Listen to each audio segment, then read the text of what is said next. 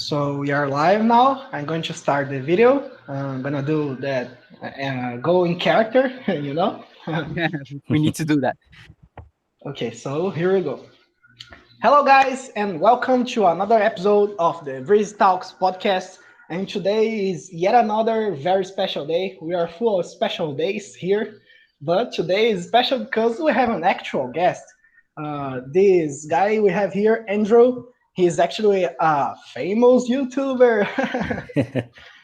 Yeah, I guess he was graced by the algorithm, but I'll let him introduce himself, okay? So please, Andrew, do your thing. Sounds good. Thanks. Hi, my name's Andrew. I've been on YouTube for a while now, but only recently started, really taking off with it, doing a lot of projects, robotics, electronics, software, mechanical design, all sorts of stuff, and putting out new videos every month, or at least trying to. It's a lot of work.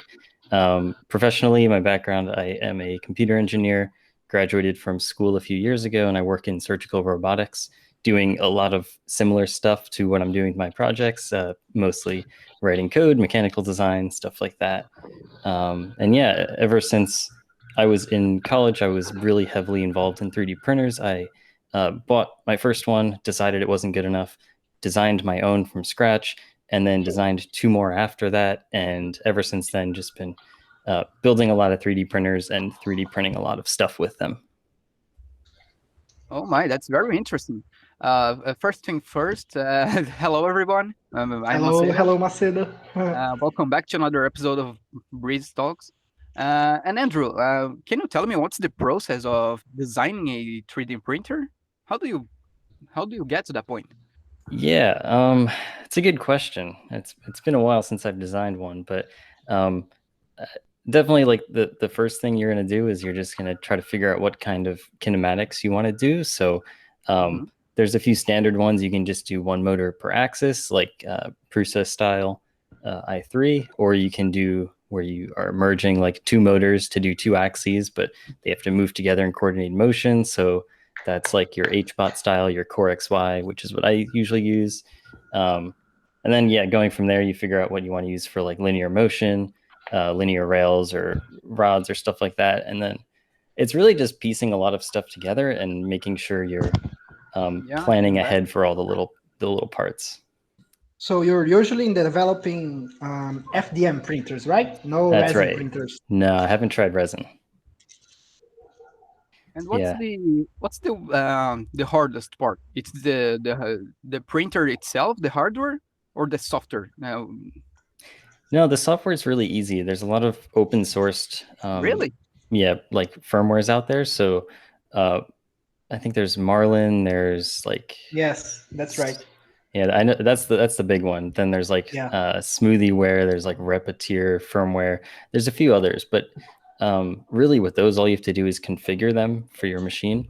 So it takes like about an hour, and then after that, it's all set. So yeah, hardware is definitely a lot more difficult. Oh, that's amazing. And that's if you make a modest budget, you can do it. Anyone can do it. Oh, Yeah, for sure. modest Yeah. is kind of relative, you know? What do you Yeah, mean by modest? it's kind of relative, but well, they're the everyday Joe. Let's say that. Yeah. Like making one cheaper than you can buy one nowadays is probably going to be really tough. But if you had the same budget, like, five or 600 US dollars, and you wanted to buy one versus build one, you could definitely build a better one for that much. But like getting super cheap, the Chinese ones, you really can't beat them. Yeah, you can never beat them. But well, well, I mean, $600.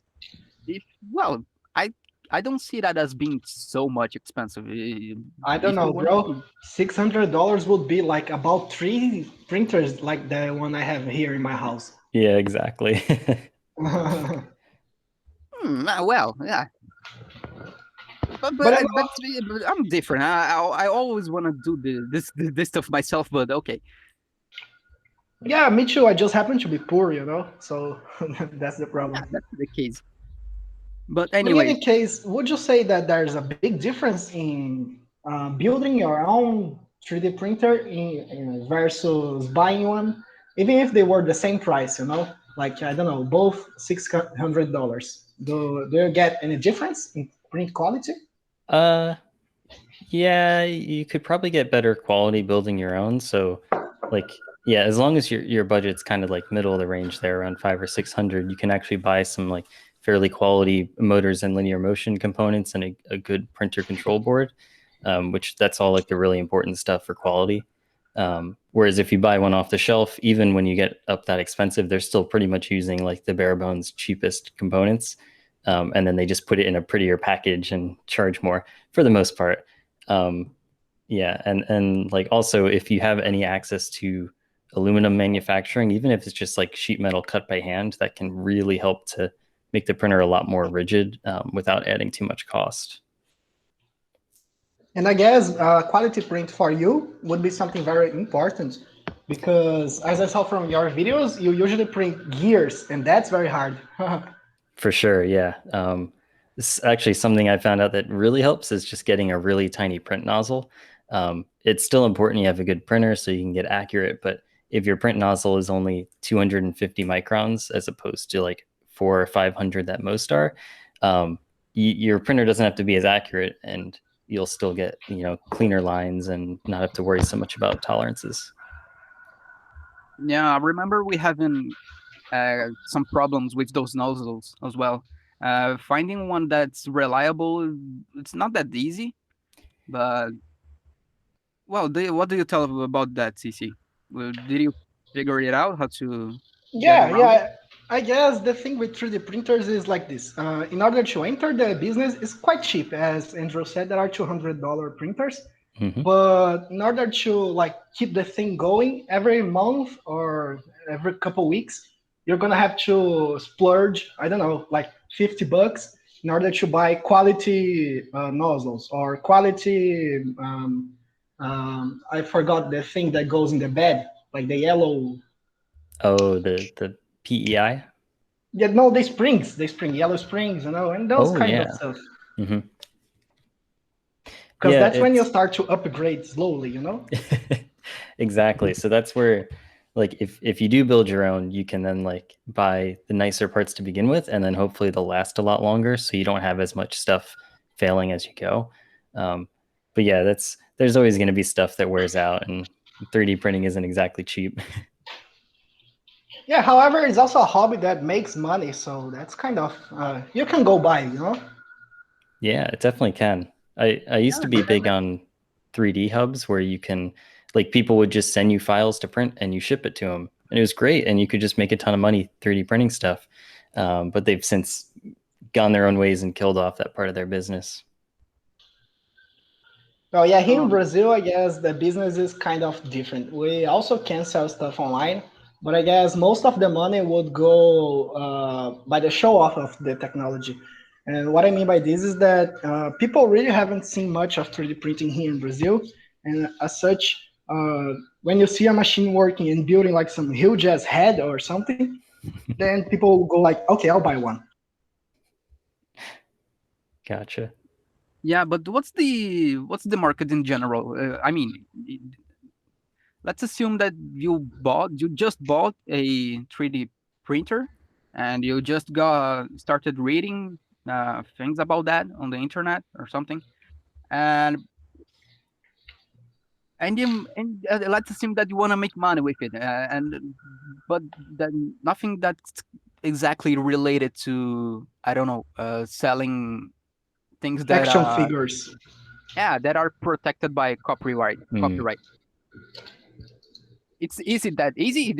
That's a market that is, I don't, not expanded, but something that is working with more, that is bigger in the US, because here in Brazil, like Cici said, 3D printing, it's not that common, it's not that known.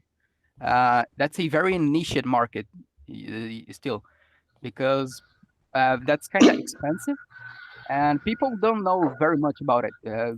It is known, but not exactly like we would like it to be. Yeah, you cannot walk on your own street, even a big city, and find someone who has a shop with a 3D printer. People have it, but it's not very business. Yeah. So in the with that difference in the U.S., I mean, that is that a thing? Like, not only established business, but like people like yourself that just have a printer usually make money with it. Yeah, it's like there's not a ton of businesses just like around the city that'll have printers in them, or at least like public businesses, but definitely any sort of engineering or design company, they'll have at least a few printers. Um, Mhm. and then yeah, as far as like people at home having one, it seems to have gotten to a pretty high percentage, at least of engineers. Like almost every engineer I know, or at least half of them, probably have their own 3D printer. Most of them just have like a cheaper one, and they just kind of play around with it. But a few have like their own print farms, and they just make quite a bit of money printing custom things for people. No, Well, that's that's interesting because here the scenario is quite different. Even engineers don't usually have a 3D printer. I guess it's bound mostly to schools. Like schools or business do have 3D printers, Oh, but engineers, like is a person. I guess even those people, they start as a hobby, but not as mandatory course in engineering or whatever, you know. yeah. That's crazy. Yeah, I couldn't even imagine not having a 3D printer now. yeah. Do you see the Yeah, difference? me too. So living in third world country. Welcome to Brazil, bro. But well, that's kind of crazy. I keep telling Cici here. I always wanted to have one of those farms with like to 50, yeah, 50 to 100, uh, 100 printers. That will be my dream. Like printing whatever you want. Okay, that will be hella expensive. Like Yeah. what's your cost with electricity? Yeah, how much do you pay in bills with electricity for real? Oh man, I honestly don't know. Like I guess so the 3D printer itself probably consumes about 1 or 200 watts while it's running. Mhm. So I guess like it's probably about 5 cents an hour to operate. And I don't run it super often. Like I'll probably average about 10 to 15 hours of printing a week. So it's only a few dollars a month. Well, where do you live, bro? So I'm in Boston, Massachusetts. Yeah, it's pretty different from here. We are both in São Paulo, the biggest state, like in money terms, in Brazil, Hmm. and it's quite expensive actually to run the 3D printer here because I do run it like 12 hours a day or sometimes more, but it's not on the point of 5 cents. Like the last time I checked it, it was about one real. So it's a very huge difference, even if you consider the dollar to real exchange. You know. Yeah, but you have to consider that our currency, the hell, it is worth, I don't know, 20 cents of US dollar, 25, less than that. I guess 25 cents of dollar. So In any case, I guess the point is he's paying like 5 cents an hour, and I'm paying one whole unit an hour. You know, so even if you do not make the exchange, it's still way higher. Yeah, that is a lot more. Still worth it for 3D printing though. Oh, definitely. Do you oh, watch Shingeki no Kyojin, Attack on Titan? No, that's I an don't. anime. No. Well, there is one Titan. His power is that he can create like crystals on the terrain, and he can create weapons and I don't know everything from he can imagine like from the thin air. And I think that's kind of the power we have now. We are kind of like Full Metal Alchemists, but like electronic side, you know. Yeah, I guess so. It's pretty cool. And Andrew, I'm interested in knowing about what's your story with robotics and engineering. You started it in your teenage years, right?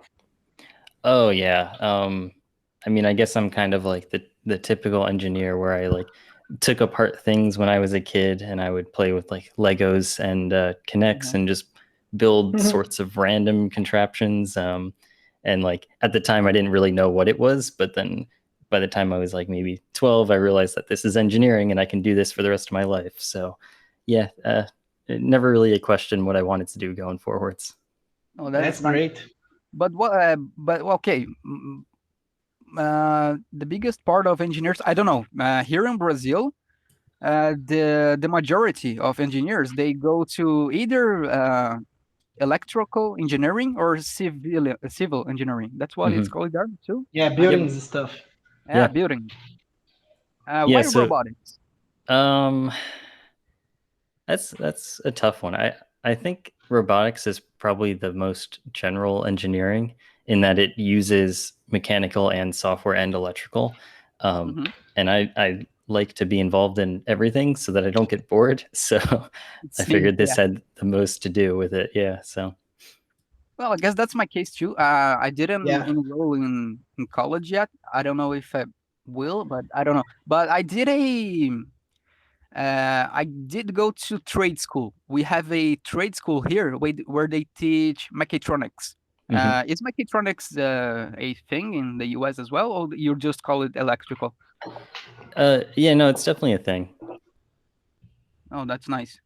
But well, in my case, I did really interested in mechatronics as well. Just not only because it's a you have a little of everything, but it's so exciting. Like you're You building. wanted to build giant robots, right? Tell us the truth.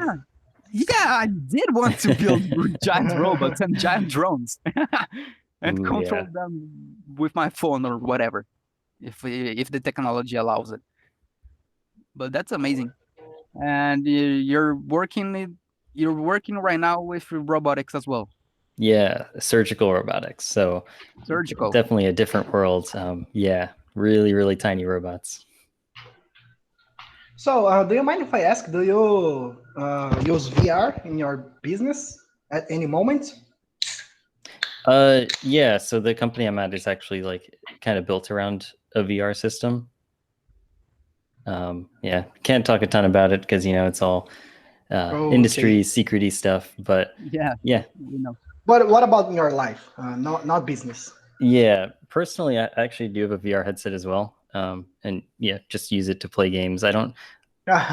I know you can use it to like 3D model, but I've never actually Yeah. tried it. Really? Never tried it. No, I'm Never had yeah. the interest. I I don't know. I'm okay with my mouse. I yeah, I'm Oh, okay. I a little understand curious. now.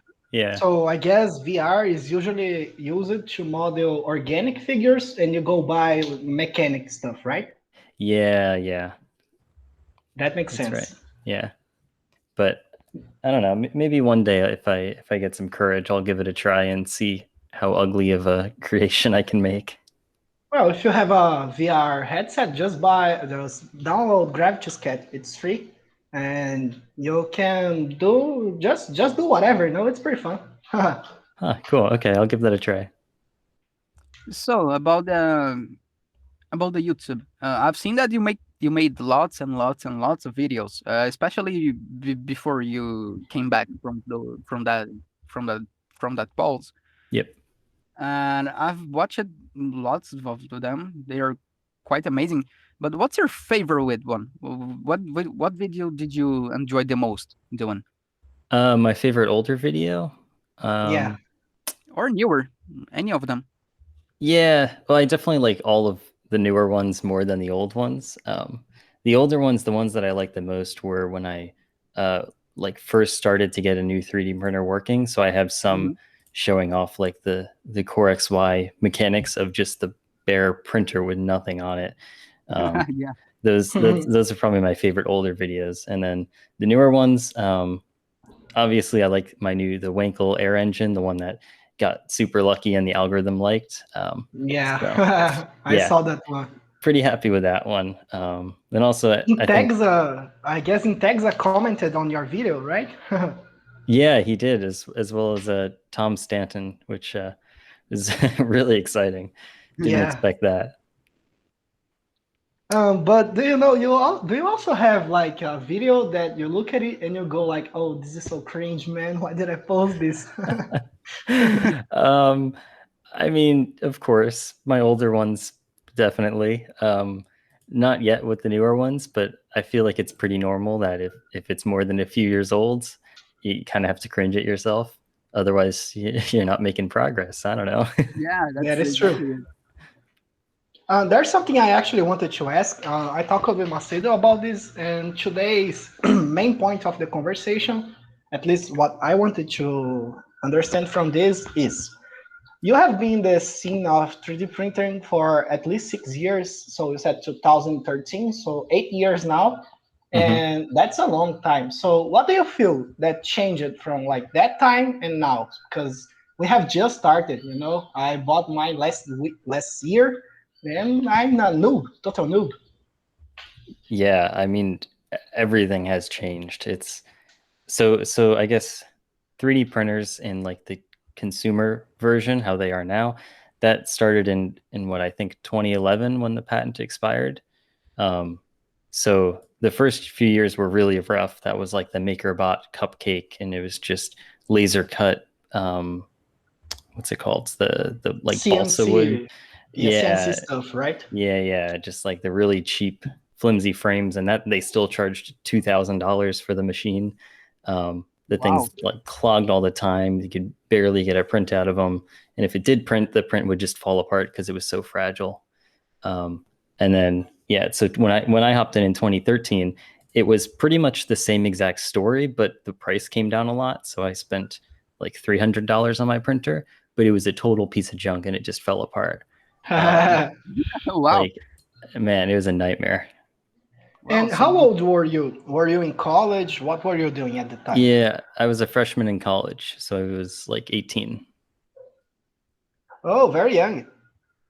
Yeah, I mean, so I first heard about printers my senior year of high school, 3D printers, um, and that was right around that MakerBot cupcake time, and I was like, I really want a printer, but wow, they're just so expensive. So then, as soon as a decent cheap one came out on Kickstarter, I bought it and went with it, and only Just a only regretted a second. little. Yeah. What is the Maker's Bot cupcake you're talking about? I don't know this. Oh, this is like the probably the most famous early 3D printer you can buy. Let me just quick, but it's basically just like laser cut wood to make the frame, and it's got this Mm. like really tiny build area, and everything was like held together with zip ties and a few screws, and with zip ties. yeah, it's not pretty. But like it kind of worked, which was cool, I guess. It at least kick started like the better printers. Oh yeah, at least that must have given you the feeling of like, hey, this is the future. It's now. Exactly. And the thing is, once you get one printer, you can print parts to make a better 3D printer with the next parts. It just Correct. keeps upgrading itself. Correct. That's the true feeling. And well, you experienced it personally, the development, the evolution of 3D printers for the last 6 years or so. Hmm. But what do you see about the future? What do you think of it? Because okay, there's this distinction between um, printers that are for personal use, like for example for us, Yep. and there are the printers that are meant for uh, business use, like Business. use it in the industry or in laboratories and such. What do you see the what how do you see this changing? Because right now we you can't you can't print with exactly like any material, but I've seen studies that see that we are actually printing organs or something like that. Uh, how do you see Huh. that in general? Oh, that's interesting. Um, yeah, so I definitely think there's still going to be a pretty clear distinction between like personal printers and professional machines that companies will buy. There's always just going to be that line because the more you spend, the better a machine you can make, no matter how far technology has come. Um, Hmm. as far as the capabilities, it'll be exciting. Like Yeah. there's definitely going to be probably a lot more metal 3D printers. I'm sure those are going to come down in price quite a bit. So you'll be able to get like a professional metal 3D printer for maybe like $10,000 or $20,000 in, who knows, maybe 5 more years. And then maybe like 10 years after that, it might make it towards the consumer side. So you can just 3D print metal at home. I think that'd be pretty Oh, cool. yeah, Yeah, for who real. knows? Total speculation, but um, That's what we do here every day. So you're in the right place. sweet. Yeah, I don't know. I'm very What excited about for it. not just metal, but let's go crazy here. Something like, Hmm. I don't know. Mm. Because what you're what imagine that what you're exactly using for printing organs? They are actually using cells, so they are Yeah. using meat. Wow, that always make me go crazy in the head because Yeah, and then like 10 because years in the future, people are gonna be like, "Oh no, my ear broke again." Be right back. I'm gonna bring to another yeah, ear. can you see what's happening? Like 6 years ago, the printers were just junk, and now they can print organs, dude. What's Yeah. happening? Yeah, it's pretty Technology insane. moves fast. Yeah. I guess there's something else I wanted to ask. So this is how it has been in the past, but in the future, what do you think is going to be the uses of 3D printer? And by this I mean the following. Right now, if I want to take a look at stuff and read my shit and do my homework, I can learn how to 3D print some stuff. And it's kind of hard. It's still not at that point, you know. How do you think the future is gonna look like? Do you think people are gonna have like everyone's going to have a 3D printer in their house, or maybe it's gonna be like a shop in your street that just 3D prints whatever you want? How do you feel the future is like for 3D printers? Yeah. I feel like a lot of people expect that everybody's going to have a 3D printer, um, which I definitely think it's possible, but I don't think that's where the future will go. I see it more like there will be companies, probably more on like the supply chain side, that will just, instead of having a warehouse full of a bunch of different materials and products and stuff, they would just have 3D printers to like real time fulfill demand. um, so yeah, it's definitely not as exciting as like the kind of futuristic everybody can just 3D print anything. But like as 3D printers get easier to use, there will definitely be more people with 3D printers in their house. But I think they're always just going to be like the kind of thing where you have to have kind of some knowledge about them to use them, because there's still a lot that can go wrong with them. It might be a while until we can fix that. Yeah, I can see that. That's a hobby where you, well, at least nowadays, currently, that's a hobby where you really need to know what you're doing. You can just expect it to print whatever you want, Yeah, and nothing go wrong. and Uh, also the software too. It's kind of you have to read, you know, and also most of stuff is in English, and not the whole world speaks English, you know. Yeah, that's true too. Yeah. But yeah, like the technology is going to get better and it's going to get easier to use every year. And maybe, in like 10 or 20 years, a company might ship a 3D printer. And the sole purpose of this company is to provide like different products that you can buy. And then you just would produce it at home and get it in like an hour instead of waiting for it to ship to you. But it's, yeah, it's probably going to take a big company to do that. well, we can speculate that we will be Amazon or something like that, but Oh, that might be a probably little scary. Yeah, probably or hopefully it could be Breeze, you know. It could be no. Yeah. us. Yeah. Maybe, I don't know. But that's something that we were talking about the other day. I guess it was even in the last episode, or the previous one.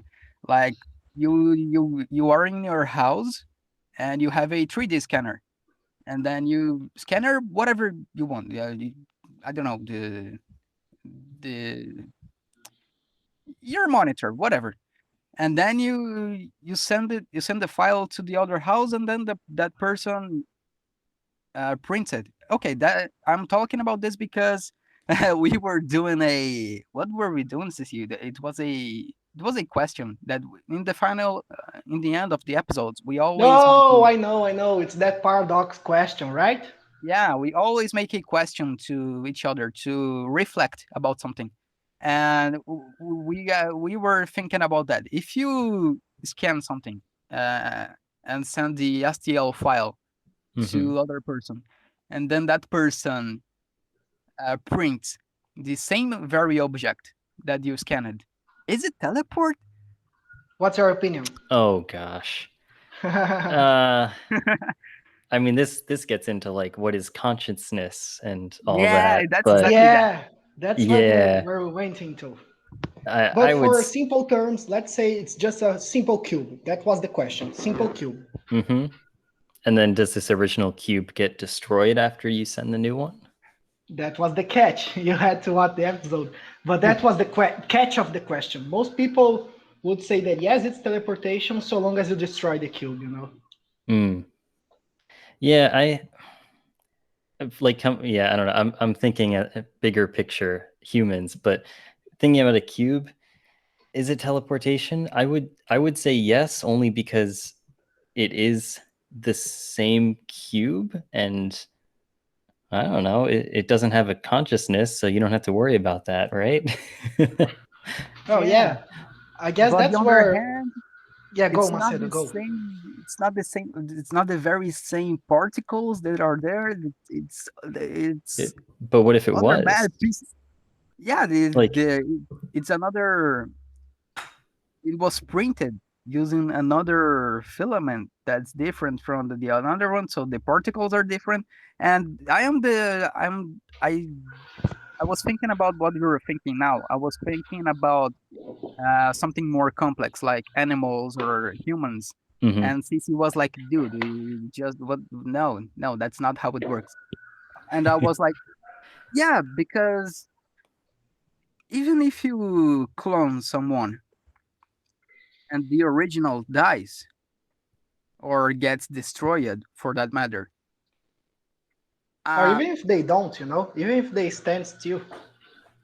yeah, I think the original is still the original and the copy is a copy. I don't think that you can transfer that even if you destroy or kill the original because Hmm. that's what happening. I have this speculation. I think this is what happening when we eventually get screwed over by Elon Musk Neuralink and he plants a spaceship on our heads and copy our minds. I think we'll still will be the originals, and whatever gets uploaded to the cloud is going to be just a copy. Yeah, I definitely agree with that, but um yeah, that's why I was trying to just think about like if it's just a cube and if you just have the exact same atoms, but you're moving it from one place to another by recreating it and destroying the original, like that's I don't know. I feel like that's maybe a simpler question than like, can you actually, Do it. yeah, like whatever, teleport a human or something with consciousness. Yeah, because the point I was trying to make in that episode is that imagine Star Trek teleportation. That's pretty Hmm. much what happens. They scan you and then they rebuild you. They have to destroy you in order to scan because it's a simple rule. In order to scan one thing, a one-to-one scan, you have to interact with it, and once you interact, you destroy. You know, it's not the same anymore. Yeah. So they do that and they destroy the body, send it to another place, essentially print the body again. And their point in the series, at least into my perception, is the following. Well, yeah, I guess it's true. You cannot like actually make like it's not real teleportation, but you know who cares? It's pretty much the same Captain Quirk. So whatever. Yeah, from our perspective, but what about from his perspective? Like, Yeah, but you is know, I is he guess just like dying and that's it? And then a new Captain Kirk is born and then he dies like an hour later? yeah, that sounds like what's happening to me. Maybe they have some kind of politics that says, well, this is actually what happens in the machine, you know? You'll die, but your story will go on, like pretty much uh, uninterrupted for us, but for you, not so much. But that's life. Yeah, I suppose so. And that's crazy. And what are you working on now? I mean, you do with the channel. Do you plan on make these monthly projects? Do you have something different? Oh, that's right. I wanted to ask, what's your what's the relationship that you have with your followers or the people that watch your videos? Do you get them? Do you have a special contact or A they are? community, you know. Yeah, you have a community. How does it work? Yeah, so I have a Discord channel, and that's the main thing that I use. So there's about 100 people there. Some of them a little crazier than others, but yeah, we talk about all sorts of like random project stuff. It's pretty fun. Um, yeah, hoping that as like my YouTube channel continues to grow, then the Discord would grow along with it. Yeah, That's awesome. That's exactly our plan. We say this in every video. Do you have any tips for us? Because right now we have the great number of 2 people, me and Macedo. and zero listeners. Yeah, I don't know. It just takes time. You have to get lucky. You know, try to just find some exposure. I'll definitely share this podcast once it's up with my audience, and I'm sure that'll help you guys out a little bit.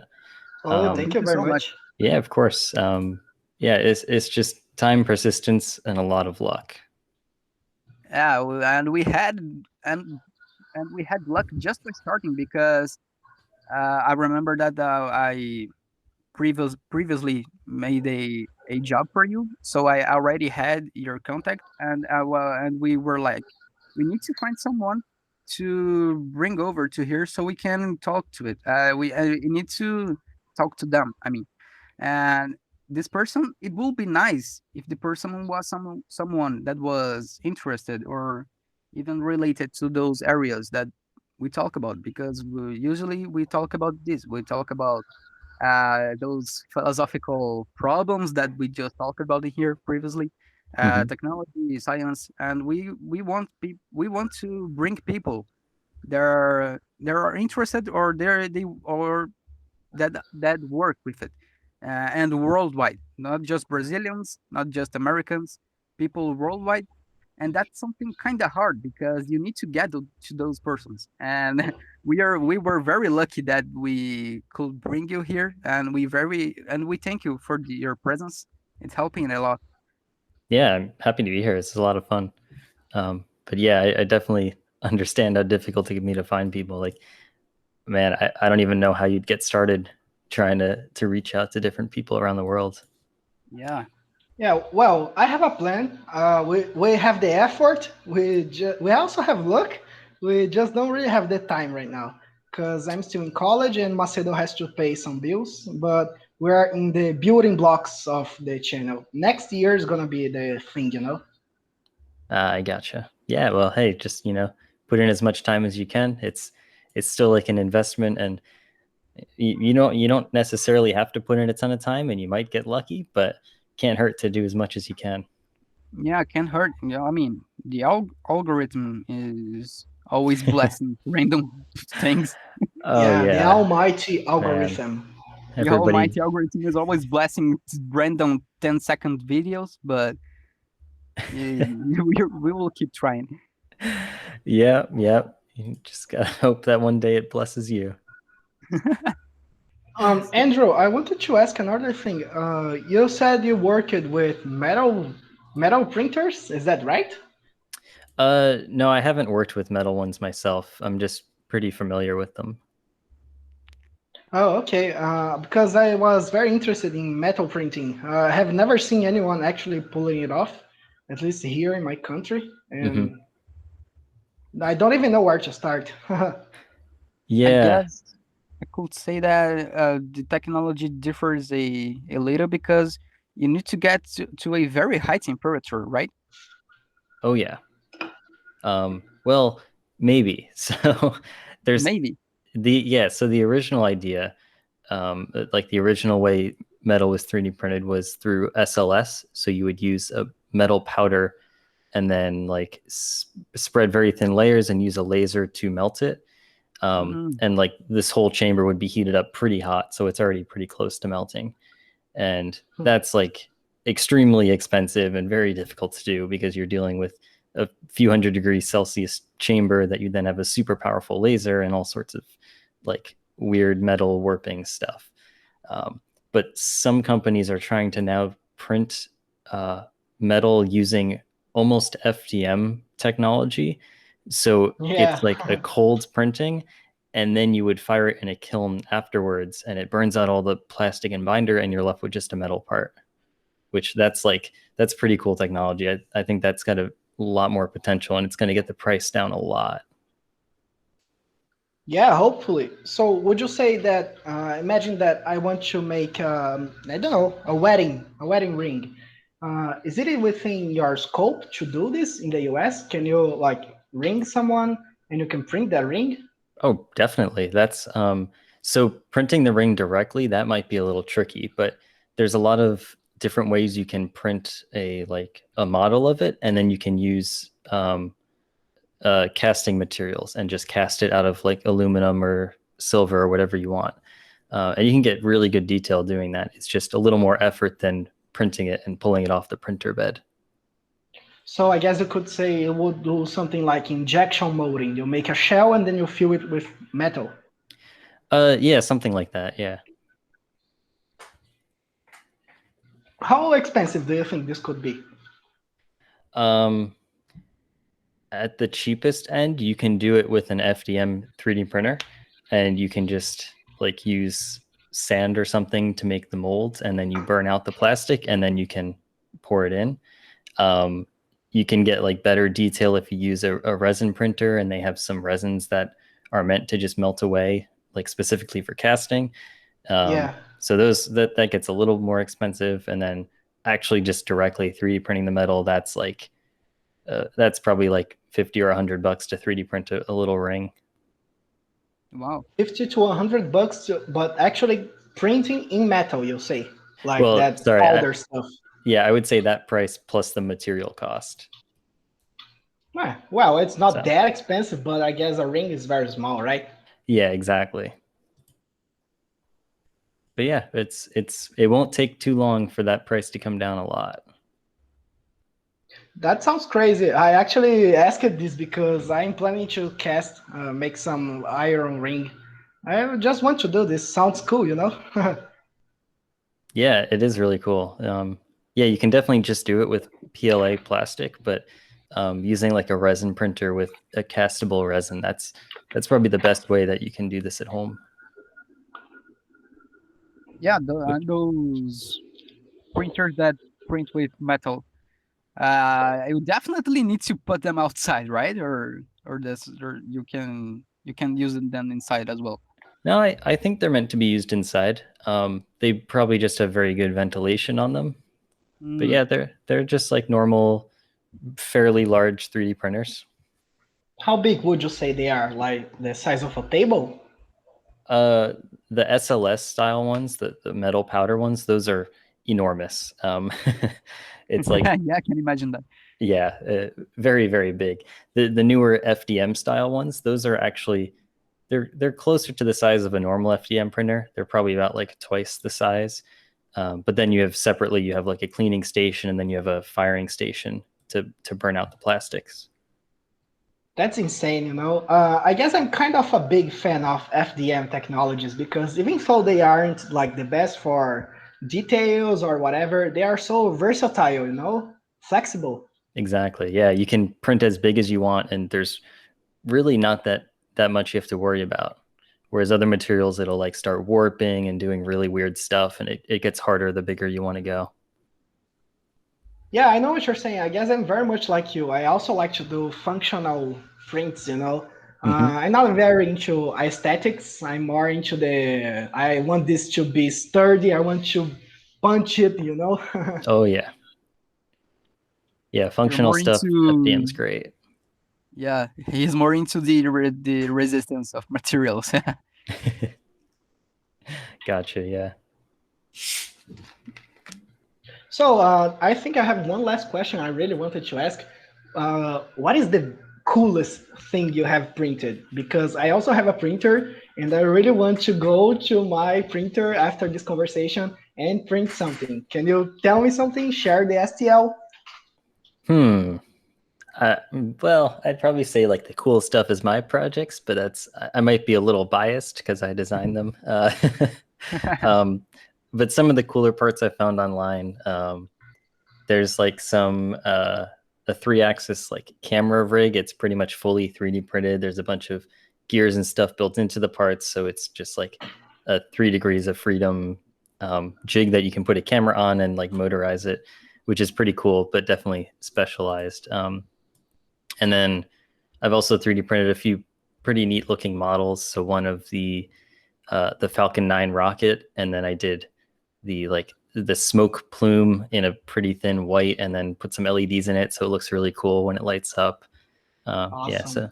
so I think the models are some of the cooler stuff. Awesome. That's pretty cool. Do you know where I can find them? Maybe in Thingiverse? Yeah, I just go on Thingiverse every once in a while and look at the popular page, and then pick a few things to print.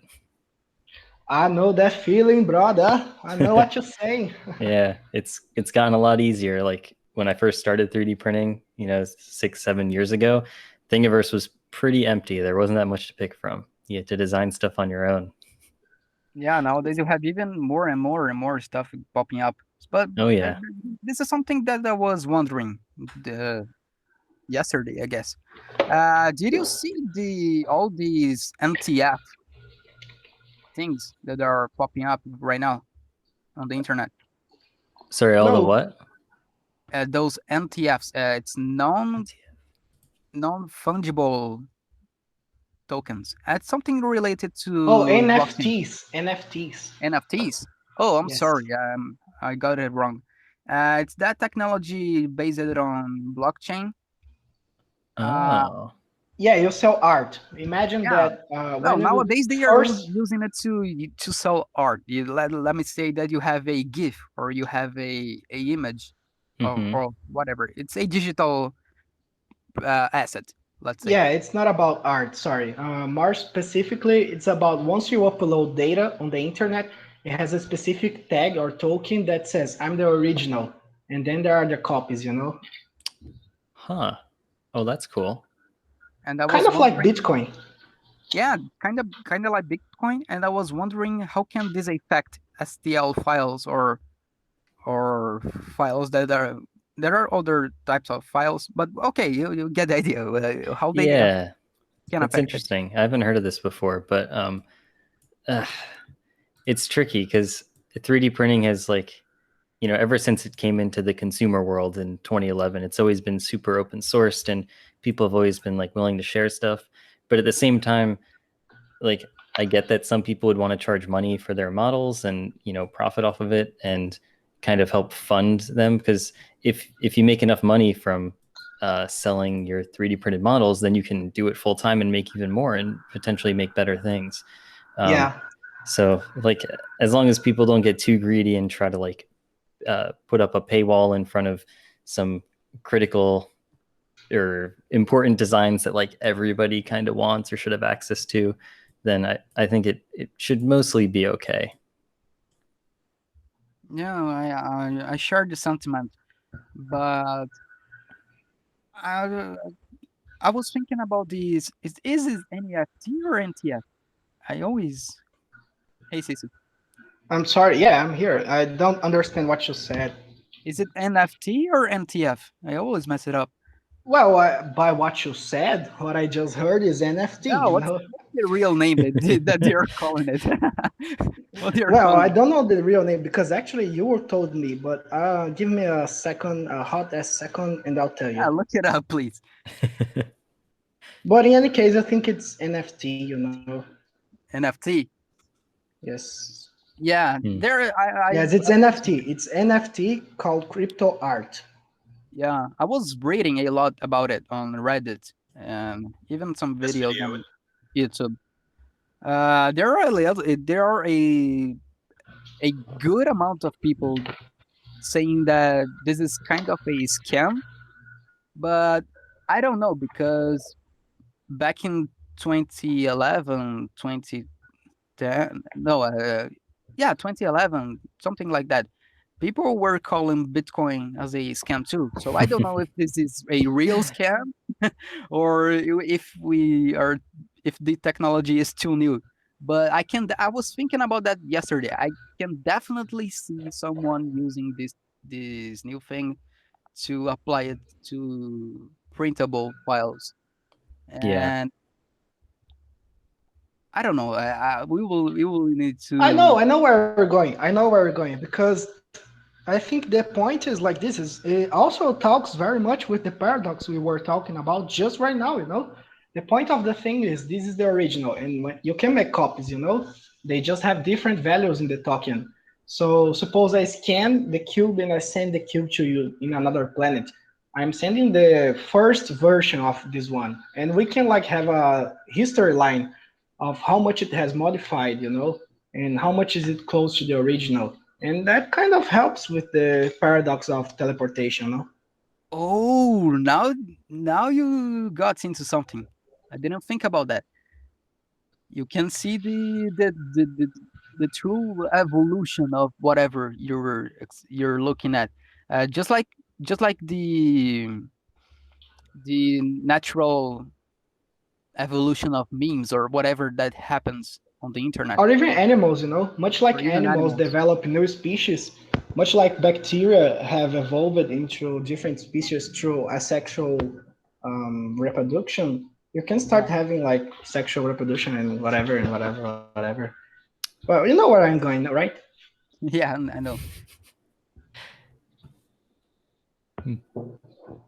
So But yeah, I guess we are very close to the last 10 minutes. I just want to warn you guys in case no one is taking a look at the time. So, does anyone have one last question? I guess that I asked almost everything that I wanted. I knew that Andrew here didn't have so much time to talk to us because he's busy with his project as well. But let me think. I don't know. Um,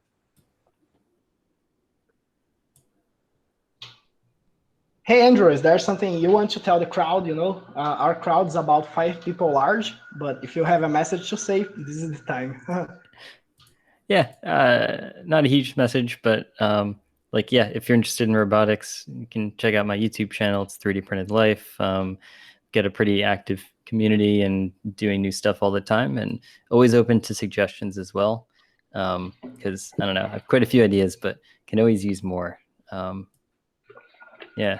So I guess actually I do have a question for you guys. I'd love to know like what if you guys have any future topics in mind, just like, you know, who you plan on talking to and stuff like that. oh, who Yeah, we are we planning do. to talk to? Yeah, we actually have a couple subjects we always touch here. The main one is usually about the internet and knowledge, the idea of knowledge and knowing stuff, you know, very philosophical subject. Hmm. But we also talk a lot about technology.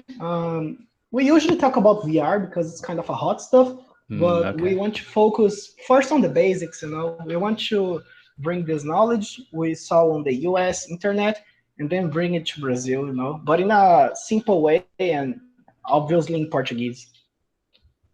Yeah, because Gotcha. the thing is, we are doing this podcast in English now because we want to talk with people around the world. But we are going to make content just for Brazilians as well.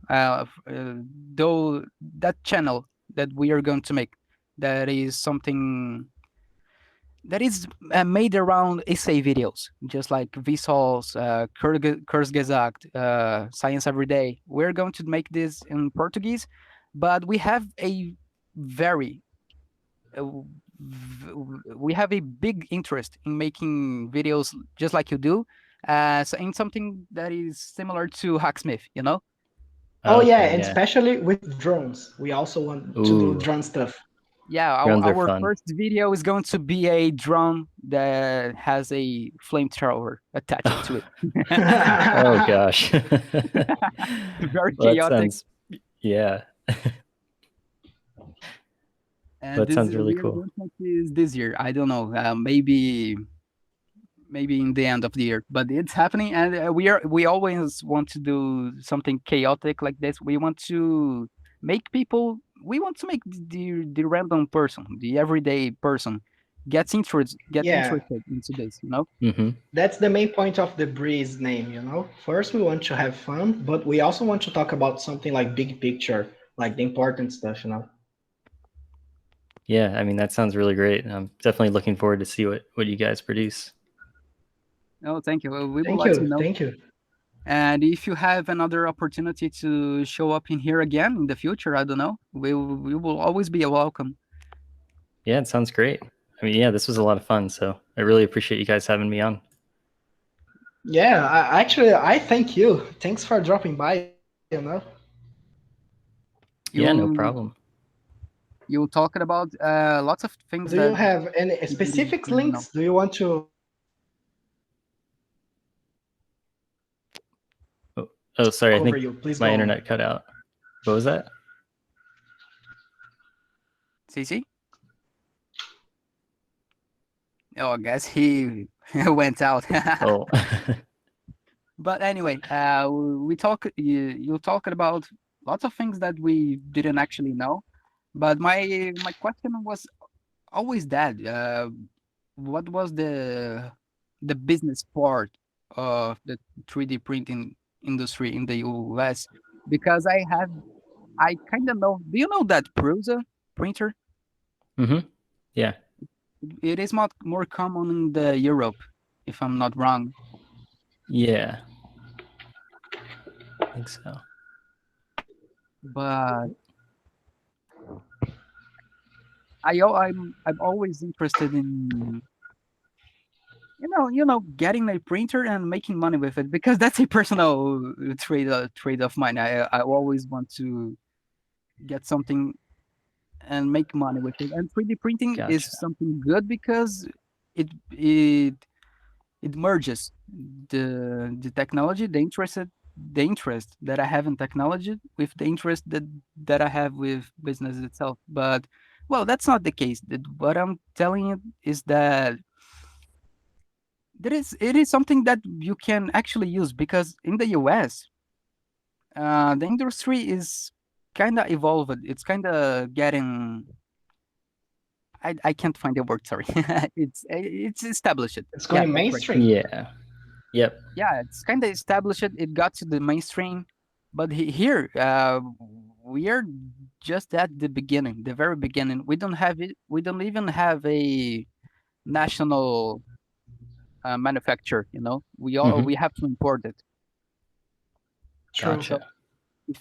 if someone wants to get into it, if someone wants to at least learn, they will need to have a kind of tough job just by learning, buying it, and getting it into the customs at the airport. The tax price doubles the price that you originally bought. Oh So it's kind of gosh. hard.